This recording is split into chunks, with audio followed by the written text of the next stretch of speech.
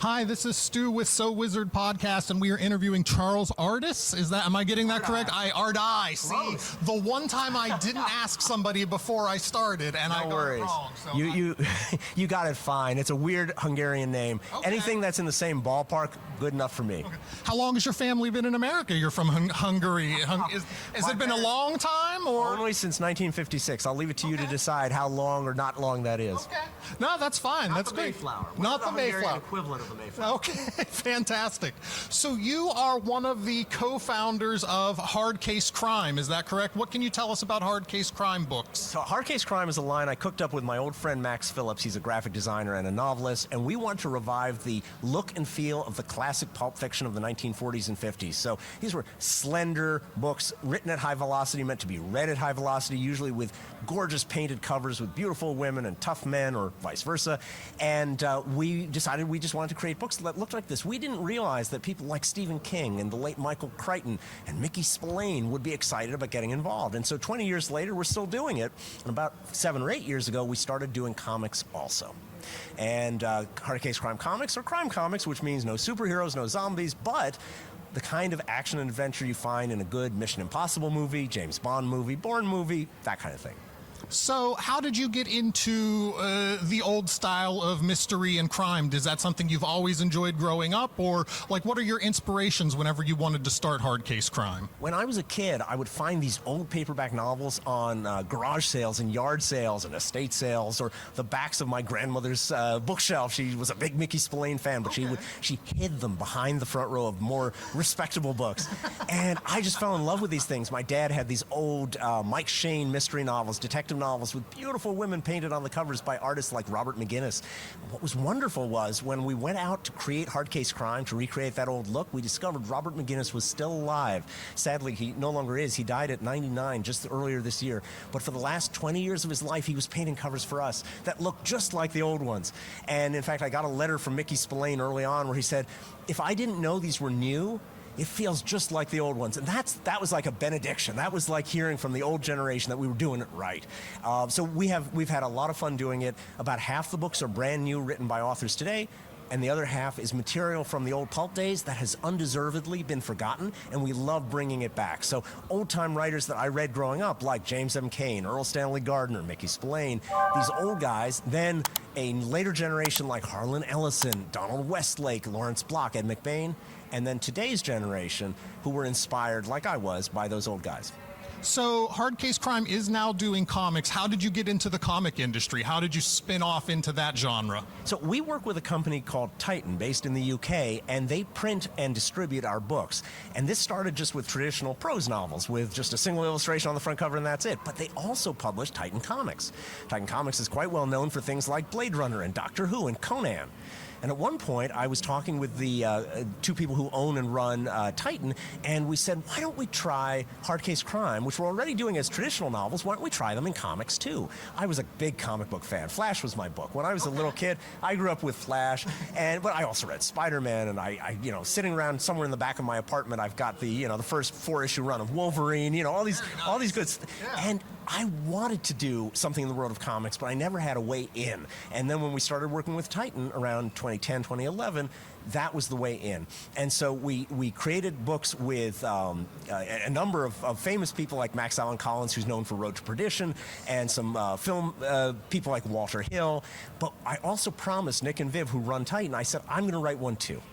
Eventually, and it took me forever, but around 2020, 2021, I created Gun Honey, and I thought it would come and go and that would be it, but it became our most successful book ever, by far. And so I've just kept it going, and I love that people love the stories that I'm telling, and they love the idea of a James Bond-like story, but instead of a handsome, rugged man, a beautiful, rugged woman in the driver's seat.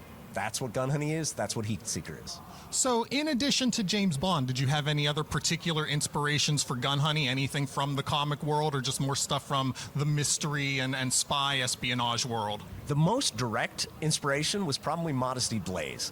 So Modesty Blaze is known as a series of novels, but it began, if I'm correct, I think it began as a series of comic strips done by Peter O'Donnell. And it eventually also turned into some low-budget movies, but we'll forget about that. Those weren't very good. But Modesty Blaze was the story of this extremely capable, weapons knowledgeable, beautiful woman who was a refugee and had adventures with her male sidekick, Willie, if I remember his name right, Willie, who was a knife expert. And I love this idea. And so when I was creating my strong, independent female lead, I wanted her to be as good and as memorable as Modesty Blaze. And I gave her a male sidekick, too, for good measure. So Modesty Blaze was one very important piece. But then there are sort of female characters from the DC universe. I was always more of a DC guy than a Marvel guy, but characters like Catwoman, for instance, inspired to some extent the way Gun Honey's Joanna Tan gets in and out of impossible locations, things like that. In some ways, Gun Honey is an inverse Catwoman. Catwoman breaks in places to take things out. Gun Honey breaks into places to put things in. She's smuggling weapons into places that are impossible to get into, like the Kremlin. And in fact, in the next Gun Honey series, which comes out in 2026, called Gun Honey Doubles Down, she's been hired by the U.S. government to assist with the assassination of the dictator of Russia, and which requires weapons to get into the Kremlin. This cannot be easy. But if it's easy, they don't pay you $10 million to do it.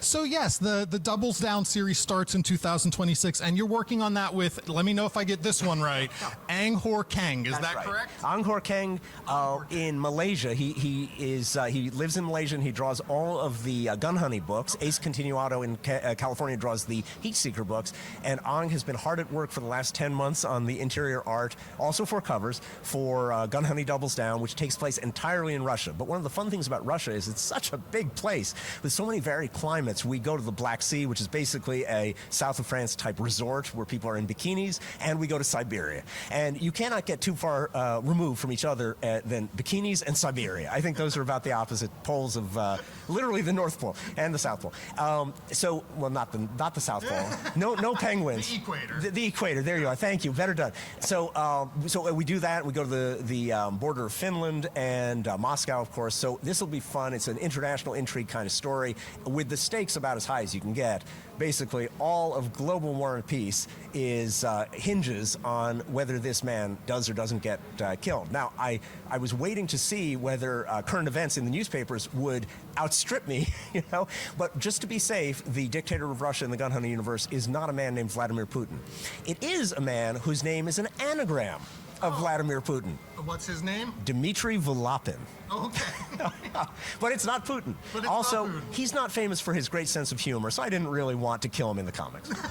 That's probably for the best. Yeah, you don't want to raise the ire there. So, what experience do you have with Russia? What research did you do whenever you're writing about a place that you may or may not have ever been? I'm not sure at this point, but what research did you do to find out about Russia whenever you were creating the setting for Doubles Down? I have never been to Russia. I have no urgent desire to go right at the moment. I have been to Hungary. I went to Hungary before the Iron Curtain fell. I got some sense of what it was like with men with machine guns on the street and bullet holes on the walls. But the rest of the research is done the way everyone does research these days. Our old friend Google. And I had certain requirements. So there was a scene that had to take place in the snow. There was another scene that had to take place in a certain kind of sauna. And the border of Finland seemed like a great place to have saunas because Finland is famous for its saunas. So I found the location, and then I did deep research into them. There's one sequence that takes place at an archaeological site which has a clandestine intelligence operation buried underground beneath it. And I looked at a bunch of archaeological sites until I found one that felt like it would be fun to draw, fun to take readers to, give people a little bit of a Tomb Raider, Indiana Jones flavor for issue 3. So I found the sites all on the internet, and then I grabbed photographs of them for Ang to be able to use as inspiration when drawing. But a lot of it came out of the old noggin. So in addition to Doubles Down, you're also working on a spin-off series from Gun Honey called Heat Seeker Exposed.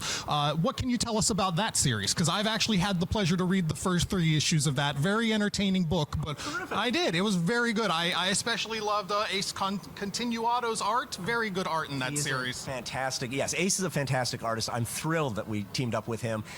So Heat Seeker is the story of Dahlia Racers, a woman who, if you've been marked for death, will help you disappear. That's her criminal specialty. And she uses all sorts of techniques of deception, disguise, and illusion to accomplish this. In Heat Seeker Exposed, there's a very annoying investigative reporter named McGee. That's a tip of the hat to the old Incredible Hulk TV series from the 1970s when I was growing up. And this reporter named McGee is setting out to expose the secrets that Dahlia wants to keep hidden. And so for once, the person who has to disappear is Dahlia herself. That's the premise of Heat Seeker Exposed. Issue 3 just hit comic book stores yesterday. So if you are at New York Comic Con, you can probably find some retailers that have copies. If not, you can go to one of your local comic book stores. You'll see issue 3 there. We're building up to a very big, exciting climax in issue 4, which will come out in December. I forget exactly what day. I think December 3rd. You can look it up. And that will be the third storyline for Dahlia Racers, the main character of Heat Seeker. There was the original Heat Seeker, then there was Heat Seeker Combustion, and then Heat Seeker Exposed. And there's a side character in the Heat Seeker stories, Dahlia's girlfriend, Evie Parker, who is such an interesting character and so much fun to write about that I think I'm going to spin her off next, and she will have her own series. But I can't tell you what it's called yet because I haven't decided.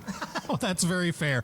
All right, Mr. Ardai. Ardai. See, I could do it after a little bit. Just give me some practice here.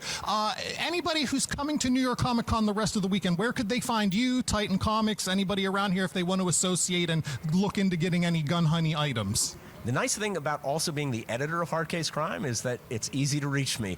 Any email address that ends at hardcasecrime.com will eventually get to me, so that's one way to reach me. At New York Comic Con, if anyone's here, I am stopping by periodically at the Bulletproof Comics booth, which is booth number 4000, a terrific comic book store based in Brooklyn, New York, and we periodically do things together, so I signed some issues today. I'll probably be back again each day this convention weekend, but exactly when I don't know. But you can look for me there.